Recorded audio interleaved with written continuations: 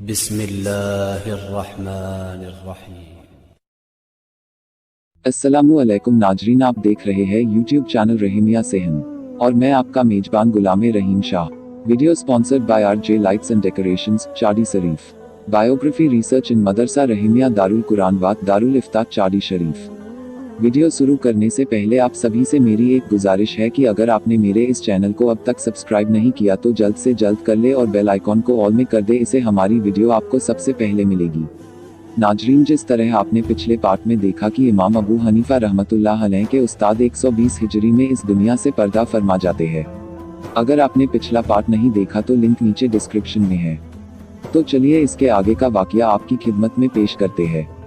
जब इमाम अबू हनीफा के उस्ताद हजरत इमाम हम्माद रहमतुल्लाह अलैह इस दुनिया से पर्दा फरमा जाने के बाद जिस मदरसे में हजरत इमाम हम्माद आप हजरत इमाम अबू हनीफा को दीन इस्लाम का इल्म सिखाते थे, तो उसी मदरसे के लोगों ने इमाम हम्माद के बाद हजरत इमाम अबू हनीफा नुमान बिन साबित को उसी मदरसे का सबसे बड़ा इमाम बना दिया। और जब हजरत इमाम अबू हनीफा उस मदरसे के इमाम बने तब आपकी उम्र तकरीबन 41 साल थी। इसी तरह वक्त गुजरता रहा। आप हजरत इमाम अबू हनीफा इमाम बनने के बावजूद उस वक्त के मशहूर तरीन आलिम दीन से दीन इस्लाम और फ़िक़्ह का भी इल्म हासिल करते रहे। हजरत इमाम अबू हनीफा ने जिन मशहूर तरीन अइम्मा से दीन इस्लाम का इल्म हासिल किया उनके नाम ये है: हजरत इमाम मोहम्मद बाकिर रहमतुल्लाह अलैह और हजरत इमाम जाफ़र सादिक रहमतुल्लाह अलैह है। नाजरीन, हजरत इमाम मोहम्मद बाकिर शहीद करबला हजरत इमाम हुसैन इब्ने अली के पोते हैं और हजरत इमाम जाफ़र सादिक इमाम हुसैन के पर पोते हैं और ये दोनों इमाम अहले बैत में से है। दोस्तों, इंशाअल्लाह आपको बहुत जल्द इमाम जाफ़र सादिक की डॉक्यूमेंट्री बायोग्राफी हमारे चैनल में देखने को मिल जाएगी। तो इसी तरह इमाम अबू हनीफा ने हजरत इमाम मोहम्मद बाकिर और हजरत इमाम जाफ़र सादिक से करीबन 2 साल तक इल्म हासिल करते रहे। इमाम अबू हनीफा खुद फरमाते हैं कि खुदा की कसम, अगर मेरी ज़िंदगी में ये 2 साल ना होते और मैं इन 2 सालों में इमाम मोहम्मद बाकिर और इमाम जाफ़र सादिक से इल्म हासिल ना करता तो मैं हलाक हो जाता। इसके अलावा हजरत इमाम अबू हनीफा ने अपनी ज़िंदगी में करीबन 55 हज अदा किए और हर हज के दौरान आपकी मुलाकात कई सहाबाए कराम से हुई। हजरत इमाम अबू हनीफा अपने मदरसे में कूफा के आम लोगों को कुरान व हदीस और इल्म फ़िक़्ह का इल्म सिखाते।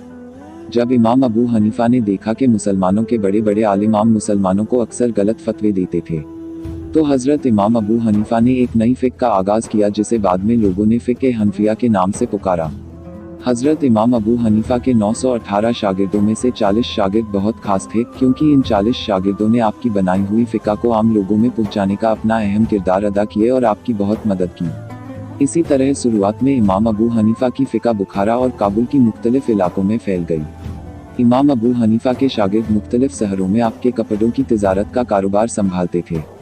जब आपके शागिर्द कूफा में वापस आकर आपको आपके कपड़ों की तिजारत का हिसाब व किताब देते तो वापस आते वक्त वहाँ लोग आपके शागिर्दों को अपने मुख्तलिफ फ़िक़्ह की मसाइल बताते और कहते ये हमारे कुछ फ़िक़्ही मसाइल है, अगर तुम्हारे इमाम हमारे इस फ़िक़्ही मसाइल का हल जानते हैं तो वापस आते वक्त हमारे इस फ़िक़्ही मसाइल का भी कोई फ़िक़्ही हल लेते आना। तो इसी तरह हजरत इमाम अबू हनीफा के शागिर्द कई दूसरे शहरों से आम लोगों से उनके मुख्तलिफ फ़िक़्ही मसाइल लेकर आपकी खिदमत में हाजिर होते। तो हजरत इमाम अबू हनीफा अपने शागिर्दों को उन फ़िक़्ही मसाइलों के फ़िक़्ही जवाब देते और फिर आपके शागिर्द कई दिनों का सफ़र करके जिन लोगों ने आपसे फ़िक़्ही मसाइल पूछे थे उनके पास जाकर जवाब देते।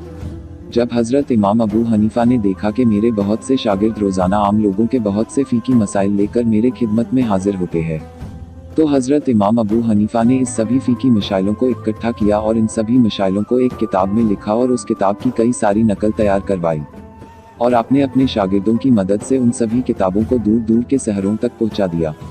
और इसी तरह हजरत इमाम अबू हनीफा की फ़िक़्ह कूफा से शुरू हुई और अरब के अलावा हिंदुस्तान के कई इलाकों तक फैल गई।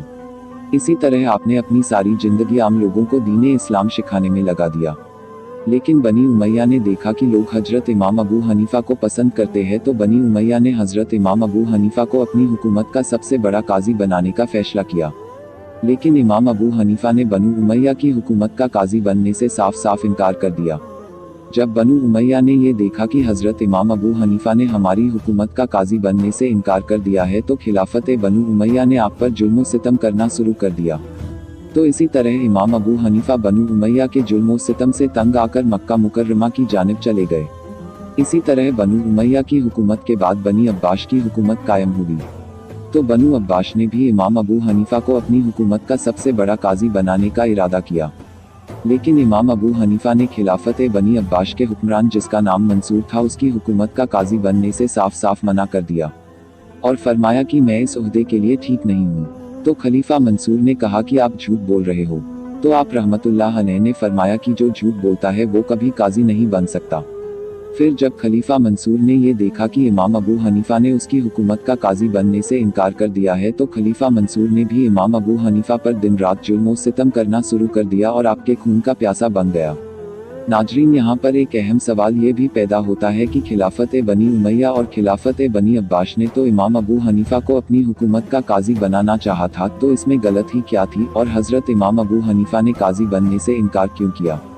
तो नाजरीन, हजरत इमाम अबू हनीफा ने खिलाफत बनी उमैया और खिलाफत बनी अब्बास का सबसे बड़ा काजी बनने से इसलिए इनकार किया क्योंकि हजरत इमाम अबू हनीफा इस बात को बहुत अच्छी तरह से जानते थे कि खिलाफत बनी उमैया और खिलाफत बनी अब्बास अपनी हुकूमत का काजी बनाकर मुझसे दीन और शरीयत के खिलाफ बिल्कुल इस तरह फतवे लेते जिस तरह यजीद ने बिके हुए काजियों से नवासाए रसूल हजरत इमाम हुसैन की कत्ल का फतवा लिया था। तो इसी वजह से नाजरीन, इमाम अबू हनीफा ने इन दोनों हुक्मरान की हुकूमत का काजी बनने से इनकार कर दिया। इसी तरह इस्लामी तारीख के मुताबिक 146 हिजरी को खलीफा ने हजरत इमाम अबू हनीफा को मक्का से बगदाद बुलाकर आपको कैद खाने में कैद कर दिया और आप रहमतुल्लाह अलैह के ऊपर दिन रात कोड़े बरसाए। फिर जब उस वक्त के हुक्मरान ने ये देखा कि हजरत इमाम अबू हनीफा कैद खाने में भी अपने इल्म को कायम रखे हुए है, तो उस हुक्मरान ने आपके खाने में जहर मिलाकर दे दिया। इस तरह इस्लामी तारीख के मुताबिक 2 शाबान 150 हिजरी को करीबन 70 साल की उम्र में हजरत इमाम अबू हनीफा इराक के शहर बगदाद में इस दुनिया से पर्दा फरमा गए। आपका मज़ार मौजूदा दौर में इराक के शहर बगदाद में ही मौजूद है। तो नाजरीन, इस तरह हमारी आज की वीडियो जो कि शेख उल हदीस इमाम आज़म हजरत इमाम अबू हनीफा नुमान बिन साबित बिन ज़ौती रहमतुल्लाह अलैह की मुख्तसर सी हिस्ट्री बयान करने के लिए बनाई गई खत्म हुई। अगर आपको हमारी काविश पसंद आई हो तो मोहब्बत का इजहार इस वीडियो को लाइक ज़्यादा से ज़्यादा शेयर और चैनल को सब्सक्राइब करके करें। इसके अलावा मुझसे कोई भी बात या कोई भी सवाल करना चाहते हैं तो आप मेरे इंस्टाग्राम या फेसबुक में मुझसे कांटेक्ट कर सकते हैं। इंशाअल्लाह अगली वीडियो पर मिलते हैं। अपना बहुत सा ख्याल रखिएगा और दुआ में मुझे याद रखिएगा। बोलने में अगर मुझसे कोई गलती हुई हो तो मुझे माफ़ करें। अल्लाह हाफिज।